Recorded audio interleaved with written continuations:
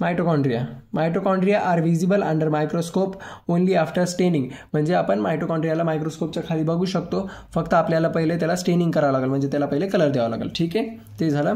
आता important point हे लक्षात ठेवायचं काय, each mitochondria is double membrane bound structure. ठीक आहे, mitochondria is double membrane bound structure म्हणजे काय, मायटोकॉन्ड्रियाला डबल मेम्ब्रेन आहे, म्हणजे त्याला डबल कव्हरिंग आहे. ठीक आहे, तर ते दोन मेम्ब्रेन कोणते, तर आउटर मेम्ब्रेन आणि इनर मेम्ब्रेन. ठीक आहे, पुढे within inner compartment call with inner compartment calls matrix. म्हणजे मायटोकॉन्ड्रियामध्ये आतमध्ये कंपार्टमेंट तयार झालेले असतात, जागाच असते, त्याला आपण काय म्हणणार, मॅट्रिक्स म्हणणार.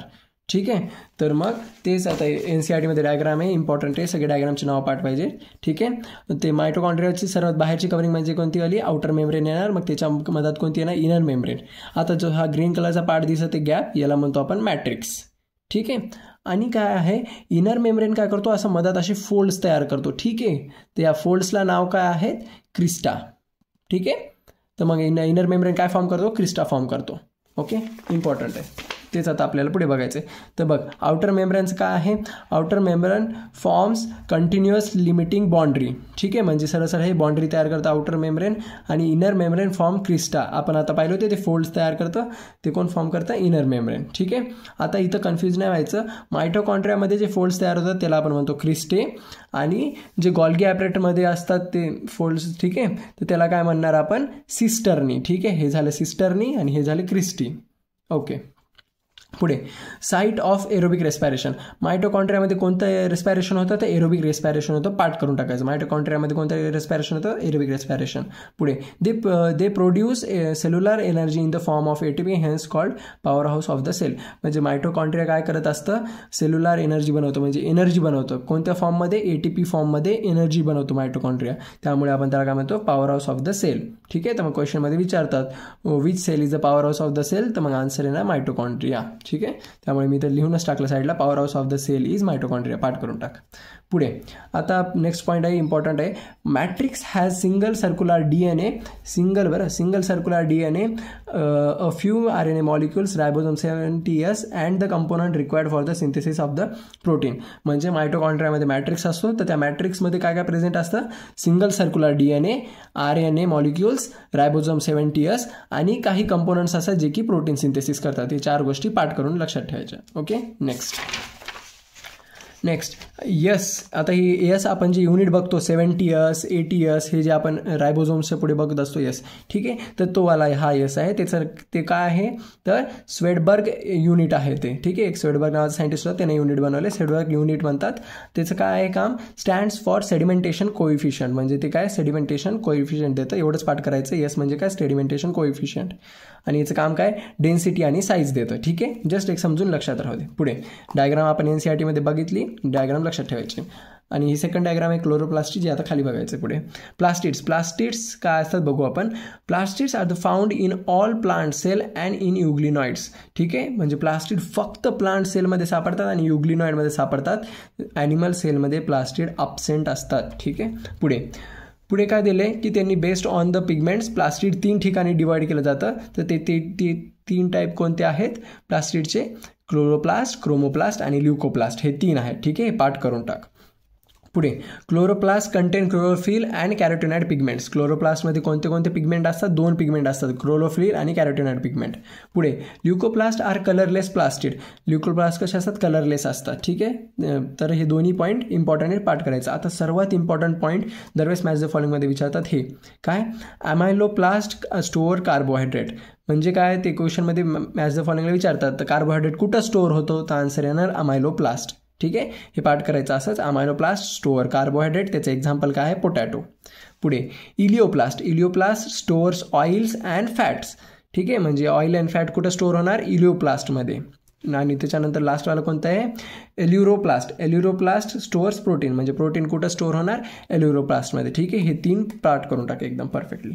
पुढे आहे point, chloroplast are also double membrane bound structure. ठीक आहे, क्लोरोप्लास्ट पण कसे असतात, डबल मेम्ब्रेन बॉन्ड स्ट्रक्चर असतात, म्हणजे त्याच्यामध्ये पण आउटर आणि इनर मेम्ब्रेन असते. Which has the membranous sac like structure called thylakoids. ठीक आहे, त्यांच्यामध्ये एक मेम्ब्रेनस सॅक लाईक स्ट्रक्चर असतं, त्याला आपण काय म्हणत असतो, थॅलाकॉइड म्हणत असतो. ओके, आणि नंतर काय दिले की the matrix is called stroma आणि it also contains small double standard circular DNA and ribosomes. ठीक आहे, आधी स्ट्रक्चर बघून घेऊ. तर हे बघ, हे आहे क्लोरोप्लास्टचं स्ट्रक्चर. त्याने काय म्हणले होते की सॅक लाईक स्ट्रक्चर प्रेझेंट असतं. तर हे जे पूर्ण असं बंडल आहे, ठीक आहे, हे जे पूर्ण असे बंडल आहेत त्याला आपण काय म्हणणार, थॅलाकॉइड म्हणणार. आणि त्याच्यामधले एक एक प्लेट आहे त्याला आपण ग्रॅनम म्हणणार. ठीक आहे, आणि ही जी अशी रिकामी जागा असते क्लोरोप्लास्टमध्ये त्याला आपण स्ट्रोमा म्हणणार. ठीक आहे, हे नावं पाठ करून घ्यायचे सगळ्या पार्ट्सचे. तेच इथं दिलं होतं. आता याच्यातलं स्पेशल काय लक्षात ठेवायचं की क्लोरोप्लास्ट कसं आहे, contains small double standard circular DNA. ठीक आहे, इथं डबल स्टँडर्ड सर्क्युलर DNA. आणि आपण मायटोकॉन्ड्रियामध्ये काय पाहिलं होतं पहिले की सिंगल सर्क्युलर होता. ठीक आहे, इथं सिंगल सर्क्युलर DNA होता आणि इथं कसं आहे, डबल सर्क्युलर DNA आहे. ठीक आहे, तर मग इथं double standard circular DNA present आहे आणि काय आहेत, रायबोझोम्स प्रेझेंट असतात. ठीक आहे, पाठ करून टाकायचं. पुढे, carotenoid is a fat soluble pigment that is carotene xanthophylls. म्हणजे काही नाही, कॅरोटिड काय करत असतं, कॅरोटिडकडं पिगमेंट्स असतात. ठीक आहे, दोन पिगमेंट आहेत, कोणते, कॅरोटीन आणि झॅन्थोफिल्स. ठीक आहे, यांचं काम काय आहे की फॅटला सॉल्युबल करणं, म्हणजे फॅटला विरघळवणं. ठीक आहे, तर मग carotenoid is a fat soluble pigment, example carotenoid और झॅन्थोफिल्स. ठीक आहे, हे पाठ करून टाक पॉईंट जसं तसं. पुढे, the ribosomes of a chloroplast 70S are smaller than the cytoplasmic ribosomes 80S. म्हणजे काय, क्लोरोप्लास्टचे जे रायबोझोम्स असतात ते असतात 70S. ठीक आहे, हे छोटे आहेत कोणापेक्षा, सायटोप्लाझमिक रायबोझोम्सपेक्षा. म्हणजे काय, प्लास्टिडचं जे सायटोप्लाझम असेल त्याच्यापेक्षा छोटे आहे ते. ठीक आहे, जास्त कन्फ्युजन नाही व्हायचं, सरळ हे स्टेटमेंट पाठ करायचं आणि एवढं लक्षात ठेवायचं की क्लोरोप्लास्टचे किती आहेत, रायबोझोम 70S आहेत. ओके, आणि ठीक आहे, पुढे काय, thylakoids are arranged in stack called grana. म्हणजे तेच आपण डायग्राममध्ये पाहिलं की हे पूर्ण आपण या बॅगला काय म्हणत असतो, थॅलाकॉइड, आणि त्याच्यामधल्या एक प्लेटला काय म्हणतो, ग्रॅना किंवा ग्रॅनम. ठीक आहे, त्याला सिंग्युलर वर्ड काय आहे, ग्रॅनम. म्हणजे एक असेल तर ग्रॅनम म्हणणार आणि खूप सारे प्लेट्स असतील एकाखाली एक तर त्याला आपण ग्रॅनम म्हणणार. ठीक आहे, पुढे, flat membranous tube like structure called stromal lamellae. तेवढं काही लक्षात ठेवायचं नाही, पण ही लक्षात ठेवायचं काय, stromal lamellae connect the thylakoid of the different grana. म्हणजे काय की सरळ स्ट्रोमल लॅमिलीचं काम काय आहे, फंक्शन आहे हे की एका ग्रॅनाला दुसऱ्या ग्रॅनाला जॉईंट करणं, म्हणजे एका प्लेटला दुसऱ्या प्लेटनं जॉईंट करणं, हे मधातलं जे असतं स्ट्रोमल लॅमिली. ठीक आहे, थोडंसं एक लक्षात ठेव, बस झालं. पुढे काय, हे वालाच पॉईंट आहे, हे पॉईंट सोडून द्या, एवढं काय इम्पॉर्टंट नाही, हा वाला इम्पॉर्टंट आहे. Chlorophyll pigments are present in thylakoid. Important आहे, जे क्लोरोफिल आपण बघितलं ते कुठं प्रेझेंट असणार, थॅलाकॉइडमध्ये प्रेझेंट असणार. पुढे, सायटोस्केलेटनचं सरळ फंक्शन बघून घ्यायचं, काय इम्पॉर्टंट नाही. सायटोस्केलेटन म्हणजे काय, सरळ की जे बॉडीमध्ये नेटवर्क असते ते प्लास्टिडला एक स्ट्रक्चर देते, ते काम असते. ठीक आहे, तर सरळ फंक्शन बघ, cytoskeleton mechanical support, provide mechanical support, motility, maintenance of the shape of the cell. म्हणजे सायटोस्केलेटनचं काम काय असते, सेलला सपोर्ट करणं, त्याची हालचाल करून आणणं आणि पुन्हा काय, त्याचं जे शेप आहे ते मेंटेन ठेवणं सेलचा. ठीक आहे, कोणाचं काम असतं हे सगळं, सायटोस्केलेटनचं. ओके, नेक्स्ट बघायचं आपल्याला सिलिया आणि फ्लॅजिला. ठीक आहे, सिलिया कशा असतात, hair like outgrowth of the cell membrane is called cilia. म्हणजे असे सेलच्या बाहेर एकदम असे केसासारखे एकदम बारीक बारीक येतात बाहेर, त्याला आपण सिलिया म्हणतो. आणि एक अशी मोठा फिलामेंट आला तर त्याला आपण काय म्हणतो, फ्लॅजिला म्हणतो. आपण पहिले पाहिलं होतं फ्लॅजिला, तोच आहे. ठीक आहे, flagella are comparatively longer and responsible for the cell movement. जे फ्लॅजिला असतं हे सिलियापेक्षा जास्त लांब असतं आणि सेलची मुवमेंट करायला कामी येतं. ठीक आहे, आता डायरेक्ट हा पॉईंट बघ, वरचा तेवढा इम्पॉर्टंट नाही. काय, द सेंट्रल कोर एक्झोनेम. म्हणजे काय, जी सिलिया आहे त्या सिलियाचा सेंटर कोर म्हणजे काय, सेंटर पॉईंट. ठीक आहे, त्याला आपण काय म्हणतो, आपण एक्झोनेम म्हणतो. ठीक आहे, जशाच तसं पाठ कर. जर हे समजलं नाही तर मी असं लिहिलं, the central core of the cilia and the central core of the flagella is called axoneme. Okay, या दोघांच्या पण आपापल्या सेंटरला काय म्हणणार आपण, सेंटर कोरला एक्झोनेम म्हणणार. ठीक आहे, पुढे, arrangement of the axonemal microtubules is referred as the 9+2 array. म्हणजे ॲक्झोनोमल मायक्रोट्युबल्स असतात फ्लॅजिला आणि सिलियामध्ये, तर त्यांची अरेंजमेंट कशी असते, 9+2 मध्ये. ठीक आहे, हे पाठ कर, इम्पॉर्टंट आहे. आणि ही जी खालची डायग्राम आहे का, ही खूप इम्पॉर्टंट आहे, क्वेश्चनमध्ये विचारली जाते. तर आता हे जे 9+2 आहे का, ती अरेंजमेंट कशी आहे बघूत. हे बघ, सरळ त्यांचं काय म्हणतो, मायक्रोट्युब्युलची अरेंजमेंट काय आहे, 9+2 मध्ये. ठीक आहे, सेंट्रल मायक्रोट्युब्युल म्हणजे काय, मधातला जो मायक्रोट्युब्युल असेल त्याला आपण सेंट्रल मायक्रोट्युब्युल म्हणतो. हे किती आहेत, 2 आहेत. ओके, हे असंच पाठ करून घे. सेंट्रल मायक्रोट्युब्यूल किती झाले 2, तर हे इथं आले +2 मध्ये. ठीक आहे. आता हे जे आजूबाजूचे जे डबल गोल आहेत बघ, हे एक गोल झालं, हे गोल झालं, याला काय म्हणणार आपण पेरिफेरल मायक्रोट्युब्यूल्स. ठीक आहे. आपण या राऊंड जे शेप आहे त्याला आपण मायक्रोट्युब्यूल म्हणतो. तर हे बाजूचे काय झाले पेरिफेरल मायक्रोट्युब्यूल्स. हे किती आहेत 9, तर हे काय झाले 9. त्यामुळे ते अरेंजमेंटला काय म्हणतात 9 + 2 असं अरेंजमेंट म्हणतात.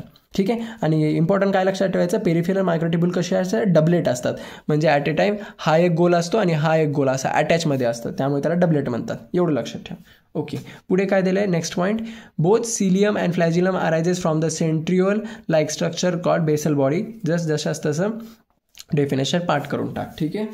ओके झालं. आता याच्यामध्ये हे स्ट्रक्चर कशाचं आहे सिलियाचं आणि फ्लॅजिलाचं आहे. फक्त हे सगळ्यांचे नावं पाठ करून घे. मधातल्याला सेंट्रल शीथ म्हणतात, हे पॉईंटला रेडियल स्पोक म्हणतात, बाहेरच्या कवरिंगला प्लाझ्मा मेम्ब्रेन म्हणतात, आणि हे तर आपण पाहिलंच पेरिफेरल मायक्रोट्युब्यूल्स. आणि हे जे मधातले जे गोल्स आहेत, ठीक आहे, एक गोल आहे NCERT डायग्राममध्ये चांगलं दिसेल, ते इथं आहे इंटर डबलेट ब्रिज म्हणतात, आणि सेंट्रिओल हे काय झालं सेंट्रल मायक्रोट्युब्यूल. ठीक आहे. डन. पुढे आता सेंट्रोझोम्स आणि सेंट्रिओल्स, याच्यामध्ये जास्त काही डीप नाही, दोघांचे आपण जस्ट डेफिनेशन्स बघून घेऊ. तर बघ, centrosomes is a non membrane bound organelle usually containing the 2 cylindrical structures called centrioles. म्हणजे काय, सेंट्रोझोम्स कसं आहे नॉन मेम्ब्रान बाउंड ऑर्गनेल आहे, म्हणजे ते असं ऑर्गन आहे की ज्याच्या बाजूला मेम्ब्रेन वगैरे नाही आहे, त्याला मेम्ब्रेननी बाउंड केलेलं नाही आहे, बस त्याच्यासोबत काय आहे 2 सिलेंड्रिकल स्ट्रक्चर जॉईंट आहेत. ठीक आहे. त्याला आपण काय म्हणतो सेंट्रिओल. बस एवढीच डेफिनेशन बघायची. ओके. डायग्राम वगैरे नाही आहे, हे पाठ करून टाक. पुढे काय, हे फक्त ॲड करा एच्या पहिले, centrosome is a non membrane bound organelle. Okay. पुढे ही एक definition, the central part of the proximal region of the centriole is a proteinaceous called hub. म्हणजे जे सेंट्रिओल आहे, ठीक आहे, सेंट्रिओलचा जो सेंटर पार्ट असतो तिथे एक प्रोटीन प्रेझेंट असतं, त्याला आपण काय म्हणतो हब म्हणतो. ठीक आहे. हे पाठ करून टाक जशाच तसं. ओके. बाकी जास्त डीपमध्ये जायची गरज नाही. आणि मेन म्हणजे काय, हे सेंट्रोझोम्स आणि सेंट्रिओल्स यांचं फंक्शन काय आहे हे इम्पॉर्टंट आहे. त्यांचं फंक्शन काय, हेल्प्स इन सेल डिव्हिजन. ज्यावेळेस सेल डिव्हिजन होईल त्यावेळेस हे ते मदत करतील. ठीक आहे. पुढे आता हे न्यूक्लियस, आता बघायचं आपल्याला न्यूक्लियस. ठीक आहे. न्यूक्लियस कसं म्हणजे कसं फाइंड केलं वगैरे ते. ठीक आहे. हे पूर्ण स्टेटमेंटपेक्षा हे सरळ 2 बॉक्स पार्ट करून टाक. न्यूक्लियस इन 1831 मध्ये रॉबर्ट ब्राउन डिस्क्राईब न्यूक्लियस. ठीक आहे. म्हणजे 1831 मध्ये रॉबर्ट ब्राउनने काय केलं न्यूक्लियस फाइंड केलं, डिस्क्राईब केलं. ठीक आहे. हे एक झालं. आणि सेकंडमध्ये काय झालं पुन्हा नंतर की फ्लेमिंग नावाचा सायंटिस्ट आला. फ्लेमिंग नावाच्या सायंटिस्टने काय केलं, name the material of the nucleus. म्हणजे त्यानं सरळ न्यूक्लियसमध्ये जे मटेरियल असेल त्यांना नाव दिलं, आणि ते नाव काय होतं क्रोमॅटिन. ठीक आहे. तर मग Fleming name the material of nucleus, आणि ते नाव काय आहे क्रोमॅटिन. 2 बॉक्स पाठ करू येतात बरं, इम्पॉर्टंट. ठीक आहे. आता पुढे काय दिलं, interphase nucleus has chromatin, nuclear matrix and nucleolus. ठीक आहे. आता इंटरफेज न्यूक्लियस काय असते आपल्याला पुढे सेल डिव्हिजनमध्ये बघायचं, पण इथं हे स्टेटमेंट पाठ करून टाक. काय इंटरफेज न्यूक्लियसमध्ये काय काय प्रेझेंट असते, क्रोमॅटिन, न्यूक्लिअर मॅट्रिक्स आणि न्यूक्लिओलस. ठीक आहे. बस. आणि ही डायग्राम म्हणजे डायग्राम म्हणण्यापेक्षा हे पुढे जे स्टेटमेंट दिले तेच वरी एक्सप्लेन करत आहे. काय दिले, nucleus has the membranes and the space between the 2 membranes is perinuclear space. ठीक आहे. तर म्हणजे काय म्हणायचं की न्यूक्लियस काय आहे, हे पण न्यूक्लियस जो आहे त्याला पण काय असतात डबल मेम्ब्रेन असतात, इनर मेम्ब्रेन आणि आउटर मेम्ब्रेन. ठीक आहे. इनर मेम्ब्रेन आणि आउटर मेम्ब्रेन मधातल्या स्पेसला आपण काय म्हणतो पेरीन्यूक्लिअर स्पेस. ठीक आहे. हे लक्षात ठेव, पेरीन्यूक्लिअर स्पेस म्हणजे काय आउटर मेम्ब्रेन आणि इनर मेम्ब्रेनच्या मधातला स्पेस. ओके. पुढे आउटर मेम्ब्रेन आर यूज. ठीक आहे. हे पॉईंट एवढा इम्पॉर्टंट नाही. सरळ आता हे बघ की पुढचं काय, the nuclear matrix or the nucleoplasm contains nucleolus and chromatin. म्हणजे जे न्यूक्लिअर मॅट्रिक्स आहे, म्हणजे न्यूक्लियसच्या मधातलं जे पदार्थ आहे मॅट्रिक्स आहे, त्याला आपण दुसरं नाव काय म्हणतो न्यूक्लिओप्लाझम म्हणतो. ठीक आहे. या न्यूक्लिओप्लाझममध्ये काय असतात, न्यूक्लिओलस असते आणि क्रोमॅटिन असतात. ठीक आहे. न्यूक्लिअर मॅट्रिक्स म्हणजे काय, ह्या न्यूक्लियसच्या मधातलं सगळं जागा किंवा ते पदार्थ मधातला. ठीक आहे. त्याच्यामध्ये काय काय कंटेंट असते, न्यूक्लिओलस आणि क्रोमॅटिन. ठीक आहे. डन. पाठ करून टाक. खालच्या स्टेटमेंटमध्ये हे असं पाठ करून टाक डायग्राममध्ये. काय क्रोमॅटिन कंटेन्स, क्रोमॅटिनमध्ये काय काय असतं, DNA असतं, RNA असतं, बेसिक हिस्टोन्स असतात आणि नॉन हिस्टोन्स असतात. ठीक आहे. हे लिहून घे म्हणजे रिव्हिजनच्या वेळेस इझी जाईल. पुढे नेक्स्ट पॉईंट काय दिले, every chromosomes has primary constrictions called centromere. ठीक आहे, ही डेफिनेशन जशी पाठ करून घे. म्हणजे काय की ही जी डायग्राम आहे याला म्हणत असतो आपण क्रोमोझोम. ठीक आहे, हे एक आर्म झाले म्हणजे या वरचे जे 2 हात झाले त्याला आपण क्रोमोझोम आर्म म्हणतो. ठीक आहे, हे क्रोमोझोम झालं, हे क्रोमोझोम झालं. तर यांच्या क्रोमोझोमच्या जे सेंटरला असतं त्याला आपण काय म्हणत असतो, सेंट्रोमेअर म्हणत असतो. तेच वरी दिले. ठीक आहे, आणि पुढे काय म्हणले, on the side of which disc shaped structure called kinetochores. ठीक आहे, म्हणजे काय, या सेंट्रोमेअरच्या बाजूला असे रेड कलरचे मी ड्रॉ केलेत ना, ते काय डिस्क असतात, डिस्क शेप्ड असतात, त्याला आपण कायनेटोकोर म्हणतो. ठीक आहे, सेंट्रोमेअरची डेफिनेशन लक्षात ठेव आणि कायनेटोकोर कुठं असते एवढं लक्षात ठेवून दे बस. पुढे आता काय झालं की हे जे क्रोमोझोम्स आहेत, ठीक आहे, या क्रोमोझोम्सचे 4 प्रकार पडतात. तर हे पहिलावाला प्रकार काय आहे, मेटासेंट्रिक क्रोमोझोम्स, त्याला आपण व्ही शेप्ड क्रोमोझोम पण म्हणतो. दुसरा आहे सब मेटासेंट्रिक क्रोमोझोम्स, त्याला आपण एल शेप्ड क्रोमोझोम पण म्हणतो. नंतर आहे ॲक्रोसेंट्रिक क्रोमोझोम, त्याला आपण जे शेप्ड क्रोमोझोम म्हणतो. आणि नंतरचा आहे टिलोसेंट्रिक क्रोमोझोम, त्याला आपण रॉड शेप्ड क्रोमोझोम म्हणतो. ओके, आता याच्यामध्ये मी काही NCERTच्या लाईन लिहिल्यात, ते जशाच तसं पाठ करून टाकायचं. ठीक आहे, मेटासेंट्रिक क्रोमोझोम म्हटलं की तिथं मॅच द फॉलोइंगमध्ये असं स्टेटमेंट येऊ शकतं. काय, मेटासेंट्रिक क्रोमोझोम म्हटल्यावर काय येणार, 2 equal arms of chromosome present. म्हणजे काय, हे वरचे 2 आर्म आणि हे खालचे 2 आर्म क्रोमोझोमचे दोन्ही काय आहेत, इक्वल आहेत. म्हणजे याची साईज आणि याची साईज इक्वल आहे असं म्हणायचं त्याला. ठीक आहे, तर मेटासेंट्रिकसाठी हे स्टेटमेंट पाठ करून टाक. ओके, आता बघायचं पुढे सब मेटासेंट्रिकमध्ये काय होतं की centromere साइडली away from the centre. म्हणजे हे जे मधातलं जे सेंट्रोमेअर आहे का, ते सेंटरपासून थोडासा वर जातो. ठीक आहे, त्याच्यामुळे काय होतं, 1 arm is shorter and 1 arm is long. म्हणजे काय, वरचा हात छोटा होतो, म्हणजे वरचा जो क्रोमोझोमची साईज छोटी होते आणि खालच्याची मोठी होते. ठीक आहे, तर सब मेटासेंट्रिकसाठी हे 2 स्टेटमेंट पाठ करून टाक. ओके, पुढे आहे ॲक्रोसेंट्रिकमध्ये काय होतं की हे जे सेंट्रोमेअर आहे का ते एकदम वर सरकतो. काय म्हणजे थोडंसं वर सरकतो, त्याच्यामुळे काय होतं, 1 आर्म इज एक्स्ट्रीमली शॉर्ट. म्हणजे काय, एक साईडचा क्रोमोझोमचा हात आहे का, म्हणजे आर्म म्हणजे सरळ तिथला हात, ही क्रोमोझोमची साईज आहे का ती एकदम छोटी होऊन जाते. त्यामुळे असंच सेंटेन्स आलं पाहिजे बरं. NCERTची लाईन अशी तर असंच पाठ कर. तर ॲक्रोसेंट्रिकसाठी काय येणार sentence, 1 arm is extremely short. ठीक आहे, पुढे टिलोसेंट्रिकमध्ये काय होतं की सरळ जे सेंट्रोमेअर होतं आपलं, जे सेंटरला हे असणार आहे ब्लॅक डॉट सेंट्रोमेअर, ते काय करतं, डायरेक्ट एकदम वरी जाऊन बसतं. म्हणजे काय म्हणतात, क्रोमोझोमच्या एका एंड पॉईंटला जाऊन बसतं. ठीक आहे, तर त्यामुळे तिथं काय स्टेटमेंट दिलं आहे, these chromosomes has terminal centromere. ठीक आहे, हे लिहून घे आणि पाठ करून टाक. टिलोसेंट्रिकसाठी काय होतं की क्रोमोझोम हॅज टर्मिनल सेंट्रोमेअर. म्हणजे काय, सेंट्रोमेअर सर्वात एंडला जाऊन बसलेला असतो टिलोसेंट्रिक क्रोमोझोममध्ये. ओके, हे झालं डन. हे सेंटेन्स लिहून घे, पाठ करून टाक. व्हेरी इम्पॉर्टंट, बरं सगळं पाठ करून टाक याच्यातलं. पुढे काय, हे सॅटेलाईट वगैरे काही गरजेचं नाही, हे वरचे जे आहे त्याला आपण सॅटेलाईट म्हणतो, फक्त एवढंच लक्षात ठेव.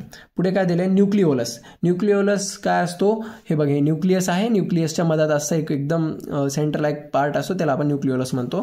काय दिले, nucleolus not a membrane bound structure. म्हणजे न्यूक्लिओलसला मेम्ब्रान नसतं. आणि पुन्हा काय दिलं, site of active ribosomal RNA synthesise. म्हणजे RNA सिंथेसाइज सुरू कोण करतं, म्हणजे site of for active ribosomal RNA synthesis. म्हणजे RNA सिंथेसिस कुठं होत असते, तर न्यूक्लिओलसमध्ये होत असते. एवढंच. ठीक आहे, मायक्रोबॉडीचं काय गरज नाही, एवढं इम्पॉर्टंट नाही. Okay, done.